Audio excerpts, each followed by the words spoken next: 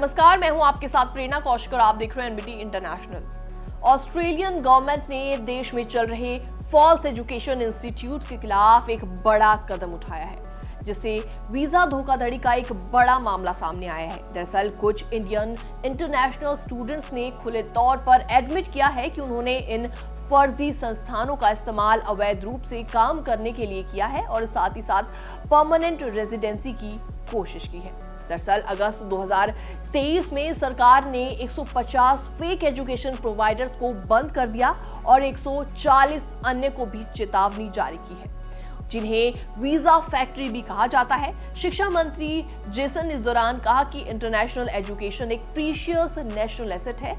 हालांकि कई चुनौतियां भी हैं। छात्रों की वापसी के साथ ही धोखेबाज संस्थान फिर से एक्टिव हो गए हैं, जो उन्हें शोषित करने की कोशिश कर रहे हैं।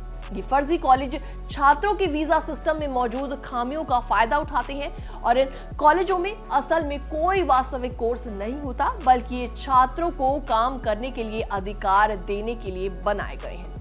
और इस हफ्ते एक ट्रिब्यून आर्टिकल ने भारत के पंजाब राज्य के छात्रों की समस्याओं को उजागर किया, जो इन धोखाधड़ी का शिकार हुए हैं।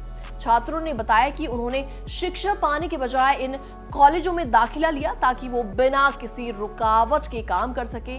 ऐसे में एक छात्र ने कहा, मुझे ये यकीन दिलाया गया कि मेरी अपीयरेंस का ध्यान रखा जाएगा जबकि मैं काम करता था, और उसने बताया कि उसका कॉलेज हाल ही में बंद कर दिया गया। और ऐसे में इस आर्टिकल में कुछ माइग्रेशन एजेंट्स ने भी इस धोखाधड़ी में अपनी भूमिका को स्वीकार किया। एक एजेंट ने कहा, छात्र जानते थे कि दाखिला केवल एक फॉर्मेलिटी है और उससे बताया गया था कि 250 से ज्यादा छात्रों को इस प्रकार से फर्जी कॉलेज में भेजा जा चुका था।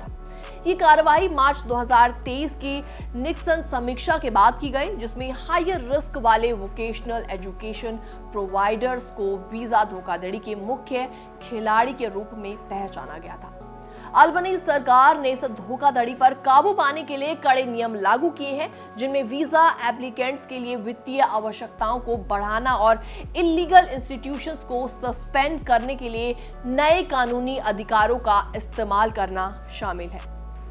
आलोचकों का कहना है कि कुछ छात्र शिकार नहीं बल्कि इस घोटाले का हिस्सा हैं। एक व्यक्ति ने ऐसे में कमेंट किया और कहा कि वो पीड़ित नहीं है, वो धोखाधड़ी में खुद ही शामिल है। कुछ छात्रों ने बताया कि इन कॉलेज में प्रेजेंस कम थी और वो अक्सर निर्माण जैसे अन्य उद्योगों में काम करते थे। ऑस्ट्रेलियन गवर्नमेंट ने $40 बिलियन के अंतर्राष्ट्रीय शिक्षा क्षेत्र में सुधार का वादा किया है, जो देश का चौथा सबसे बड़ा निर्यात उद्योग है। हालांकि इस कार्रवाई के बावजूद चिंता लगातार बनी हुई है कि कुछ छात्र शरण के लिए झूठा आवेदन कर सकते हैं ताकि उन्हें देश में निर्वासित होने से बचाया जा सके। सरकार इंटरनेशनल स्टूडेंट्स और प्रोवाइडर से इस क्षेत्र की प्रतिष्ठा को बनाए रखने की अपील कर रही है। फिलहाल इस धोखाधड़ी पर आपका क्या रिएक्शन है, आप क्या विचार रखते हैं? आप भी हमें जल्दी से कमेंट सेक्शन में कमेंट करके जरूर बताएं। बाकी वर्ल्ड से जुड़ी छोटी और बड़ी खबरें देखने के लिए जरूर सब्सक्राइब करें एनबीटी इंटरनेशनल।